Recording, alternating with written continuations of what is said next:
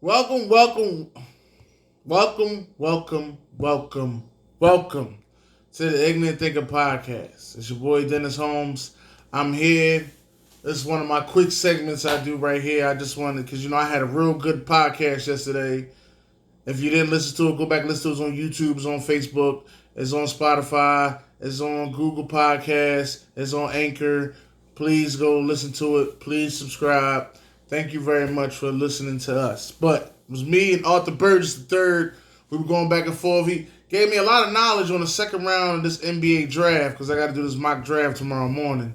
Gave me a lot of knowledge on that. He also gave me some knowledge, about how he felt about CP3 and how I feel about CP3. We had two different views on things. I think his seemed like it was more personal, but he gonna say it wasn't personal, but it just seemed like it was more personal. That's just the way I feel about it. But earlier today, I received news that Mike Conley was traded to the Utah Jazz. Now, this is a trade they were trying to get done before the trade deadline.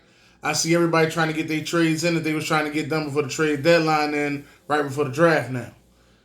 Mike Conley was traded for Grayson Allen. He was traded for Jay Crowder, the 23rd overall pick. And he also was traded for, I don't forgot his name again. Kyle Korver. How did I keep forgetting Kyle Korver name? He was traded for Kyle Korver. Now that's 3 first-round picks and a second-round pick that was traded for Mike Conley. Mike Conley's a guy that's been in the NBA for a while and hasn't even made an all-star team. I want to let that sink into y'all. He's never made an all-star team. Let that sink in. Let y'all think about that for a second. Now, I understand you need a point guard and you feel as though Ricky Rubio wasn't the guy. Then get rid of Ricky Rubio. But he hasn't even made an all-star team. But it's the Utah Jazz. This is what they do. No excitement. Just do what they do. Meanwhile, I looked at that trade and I see that it's a possibility that some trades could be moved around. Now, I want to ask y'all for the question of the day. How do you feel about that trade? That's my question of the day. How do you feel about the Mike Conley trade from Memphis to the Utah Jazz? That's what I'm saying. Now, with that being said, that I seen one big contract get moved, I thought about a couple other things. And I said, well, they got this so-called beef in Houston. So I thought about my what if of the week. And I said, what if the Banana Boat got back together? I said this last night on my podcast with Arthur Burgess, but I'm going to say it again. What if the Banana Boat got all together? And I know some people sitting there like, well, what's the Banana Boat? Well, they took a trip one year. It was Chris Paul, LeBron James, Carmelo Anthony, and Dwayne Wade. Now, I'm not 100% expecting Dwayne Wade to be there, but anything is possible. They could call him out of retirement and say, dog, we got 3 out of the 4, you got to come. And he might show up. Anything is possible. But they can easily get Carmelo Anthony. They can easily get him.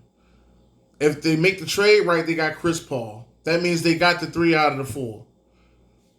It's only right that they go ahead and get Dwayne Wade. That's if he wants to come back. That's up to Dwayne Wade. I don't think he does, so I don't think they're gonna get 4 out of 4. They might but there's a possibility they get 3 out of 4, and that's my what if of the week. What if the Banana Boat came back together? Like I said, they took a trip, and when they took a trip together, they all got on this banana floating boat, and that's just been the theme. The Banana Boat guys, they always on there, riding around in the water. I think they took a trip to the Bahamas. That seems to be their spot, the Bahamas. And they had the theme that they was on the banana, they called it the Banana Boat. So I say, what if the Banana Boat all came together? That's my what if of the week. With all that being said, we got the draft coming tomorrow, and I was thinking about my top 5 players that's going to be in this draft. And, I've been going back looking at tape, seeing things, and I'm still saying it to this day. And I'm sticking with it. Ja Morant will be the best player in this draft. And with Memphis just making that trade, it looks for sure that they're going to go get Ja Morant. That's what it looks like for sure. So, this is the Ignorant Thinker. This was my briefing right here. I want y'all to go to subscribe to my YouTube channel. Please subscribe to the YouTube channel. I need some people liking and just seeing something. I need some subscribers. So I'm saying, please subscribe to the YouTube channel. Please subscribe to the Facebook group, and the Facebook page. Thank y'all for y'all support. Thank y'all for listening. I'm just trying. Ignorant Thinker Podcast. We coming to y'all.